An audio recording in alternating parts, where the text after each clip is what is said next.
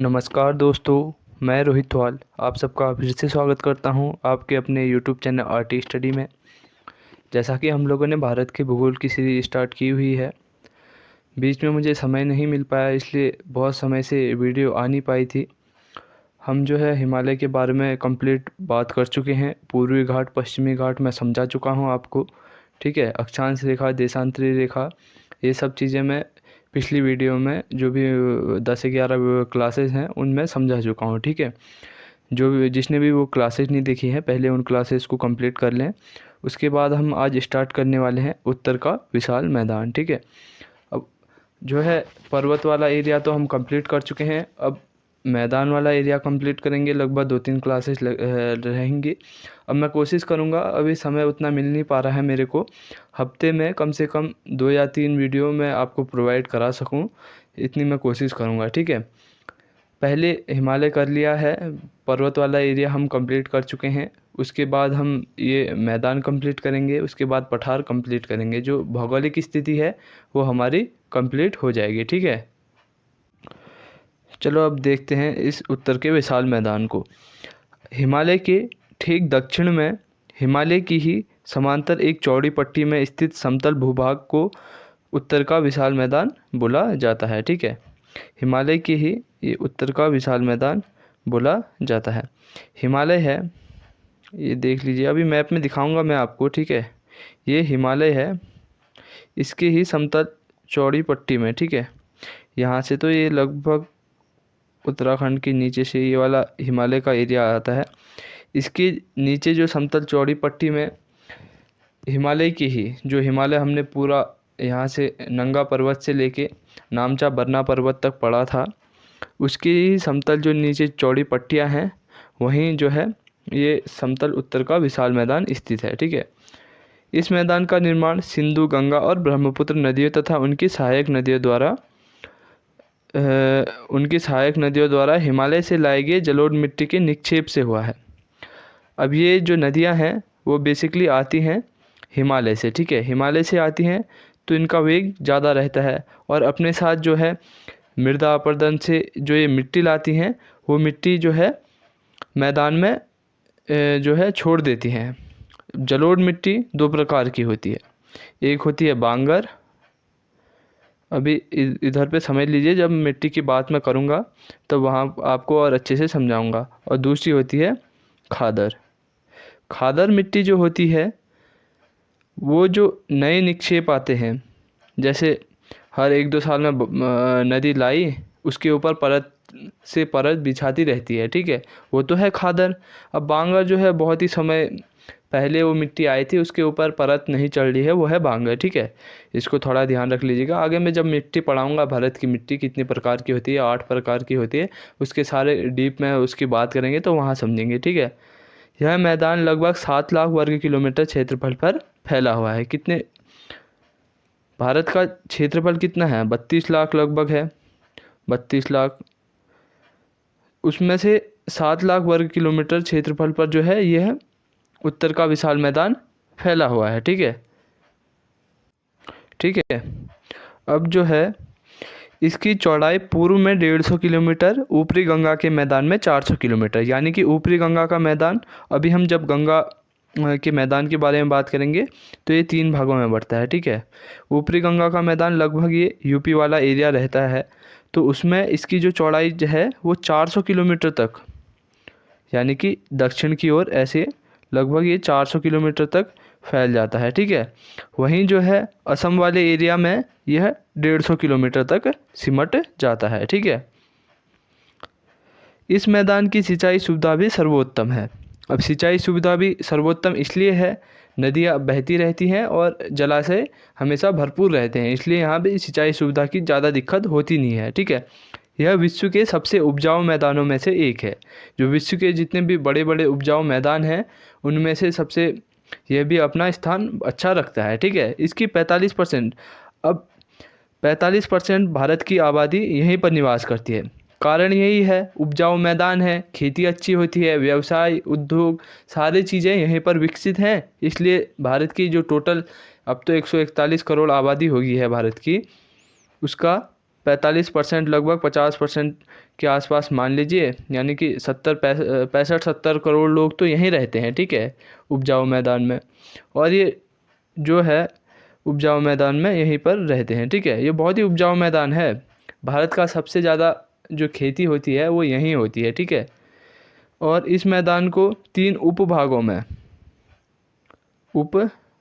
में विभाजित किया जाता है। एक की आज हम बात कर लेते हैं और अगले 2 की हम नेक्स्ट क्लास में बात करके ये जो है उत्तर का विशाल मैदान भी कंप्लीट कर लेंगे, ठीक है। अब जो है और एक और चीज़ ध्यान में रखना, यहाँ जो है टोटल जो उत्पादन होता है भारत का 55% तो यही उत्पादन होता है खाद्यान्न का, ठीक है। जैसे गेहूँ चावल वगैरह जो होते हैं वो 55% तो यहीं होते हैं, ठीक है। आज हम बात कर लेते हैं पंजाब का मैदान। पंजाब के मैदान को आज हम देख लेते हैं, फिर गंगा का मैदान और ब्रह्मपुत्र का मैदान नेक्स्ट क्लास में कंप्लीट कर लेंगे। पंजाब सिंधु समेत उसकी 4 सहायक नदियाँ, उसकी 4 सहायक झेलम होगी, चिनाब, रावी, सतलुज की सहायक व्यास होगी, ठीक है। इसकी 4 सहायक नदियों द्वारा निर्मित मैदान यह सिंधु, झेलम, चिनाब, रावी और सतलुज नदियों द्वारा मिलकर बना है। अब पंजाब का तो जो बढ़िया हिस्सा है वो विभाजन में पाकिस्तान के पास चला गया था। अब जो अभी हम देखते हैं जो हमारे भारत में पंजाब राज्य है और थोड़ा बहुत हरियाणा का हिस्सा वो वाला आता है, ठीक है। इस मैदान का अधिकतर हिस्सा पंजाब में चला गया, मतलब जो विभाजन हुआ उस समय पाकिस्तान में चला गया था, ठीक है। विभाजन के बाद अधिकतर जो हिस्सा है सिंधु से जो मैदान बनता है इसका बहुत बढ़िया वाला जो उपजाऊ वाला मैदान है वो सब पाकिस्तान में चला गया और सतलुज वाला, रावी वाला थोड़ा बहुत यहाँ भारत में भी स्थित है, ठीक है। इसलिए भारत में बचा हुआ पंजाब वर्तमान पंजाब राज्य और हरियाणा राज्य का ही भाग है, ठीक है। यह वर्तमान भाग में रावी नदी और यमुना नदी के बीच का हिस्सा है। अभी मैं मैप में दिखाऊंगा आपको, रावी और यमुना के जो बीच का हिस्सा है वही है पंजाब, ठीक है। यहाँ मुख्य रूप से सतलज और रावी नदियाँ बहती हैं। रावी और व्यास के बीच के दोआब को उत्तरी दोआब बोला जाता है। ध्यान रखना है, पूछ लेता है कई कबार क्वेश्चन। रावी और व्यास के बीच का जो दोआब है, यानी कि जो 2 नदियाँ मिलती हैं उनको दोआब बोलते हैं, ठीक है। पंजाब भी इसलिए बोला जाता है क्योंकि वहाँ 5 नदियाँ बहती हैं तो इसलिए वो पंज आब बोला जाता है, ठीक है। इस दोआब इसलिए ये 2 नदियाँ हैं, ये 2 नदियाँ जा रही हैं, इसके बीच का जो मैदान है वो दोआब हो गया, ठीक है। उसके बीच का दोआब जो है उत्तरी दोआब कहा जाता है, जबकि व्यास और सतलज के बीच का दोआब विस्त का दोआब। ध्यान में रखना है, विस्त का दोआब पूछ लेता है कई कबार क्वेश्चन ये, ठीक है। विस्त का दोआब, ठीक है। यहाँ प्रति व्यक्ति फसल उत्पादन सर्वाधिक है। प्रति व्यक्ति, टोटल उत्पादन नहीं, प्रति व्यक्ति उत्पादन सर्वाधिक है, इसको ध्यान में रखना है। अब हम मैप देख लेते हैं, ये है मैप, ठीक है। पर्वतीय प्रदेश हम पढ़ चुके हैं, ये तो हम कंप्लीट कर चुके हैं, कंप्लीट हो चुका है हमारा। और जो ये वाला पश्चिमी घाट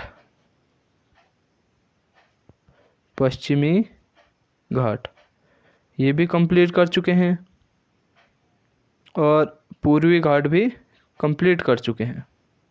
अभी भौगोलिक स्थिति हो रही है, बाद में मोटा मोटा जो अभी इसका खाका है वो अभी देखेंगे, उसके बाद हम और डीप में जाएंगे, ठीक है। अब जो है अभी हम पढ़ रहे हैं उत्तर का विशाल मैदान, ये उत्तर का विशाल मैदान पढ़ रहे हैं। और ये वाला जो हिस्सा है ये आता है थार के मरुस्थल में, उसको भी पढ़ेंगे हम, ठीक है। थार का मरुस्थल क्यों बना, कैसे बनता है मरुस्थल, उसके बारे में भी हम चर्चा करेंगे। अभी मोटा मोटा याद रख लीजिए, 50 सेंटीमीटर से जहाँ कम वर्षा होती है से कम वर्षा, मानसून भी पढ़ाऊँगा। अभी मैदान कंप्लीट हो जाए और पठार कंप्लीट हो जाएंगे उसके बाद मैं मानसून पढ़ाऊँगा, ठीक है। 50 सेंटीमीटर से वार्षिक जो वर्षा होती है, वार्षिक वर्षा, उससे अगर कम वर्षा होती है तो वहाँ रेगिस्तान बन जाता है, क्योंकि वाष्पोत्सर्जन की दर बहुत तीव्र होती है वहाँ, ठीक है। और ये पड़ता है कर्क रेखा जो जाती है भारत की, ये राजस्थान वाला हल्का एरिया राजस्थान का भी लगता है, कर्क रेखा के ही उधर पर है, ठीक है। यानी गर्मी बहुत रहती होगी यहाँ, साल भर गर्मी रहती है, वाष्पोत्सर्जन की दर बहुत तीव्र होती है, इसलिए जो है यहाँ रेगिस्तान बन गया और वर्षा होती नहीं है। यहाँ पे कोई पहाड़ है नहीं। जो मानसून आया, मानसून जब पढ़ाऊँगा तो वहाँ आपको अच्छी तरीके से समझ आ जाएगा क्योंकि यहाँ रेगिस्तान बना क्यों है, ठीक है। अब जो है हम बात करें उत्तर का विशाल मैदान, तो अभी हम बात कर रहे थे पंजाब वाला, ठीक है। ये वाला है पंजाब वाला, ठीक है। ये है पंजाब, ये यमुना नदी है, ये रावी जाती है, रावी सतलज और इसके बीच का ये है पंजाब मैदान। उसके बाद हम पढ़ेंगे गंगा का मैदान, ठीक है। गंगा का मैदान जब पढ़ेंगे तो ये पूरा जो आता है गंगा के मैदान में आता है।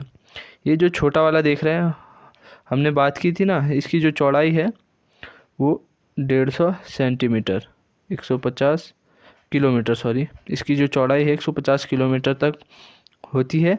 और यहाँ पर ये और नीचे भी जाता है, इधर से इधर तक जाता है, तो ये 400 किलोमीटर तक हो जाती है इसकी चौड़ाई, 400 किलोमीटर तक चौड़ाई हो जाती है, ठीक है।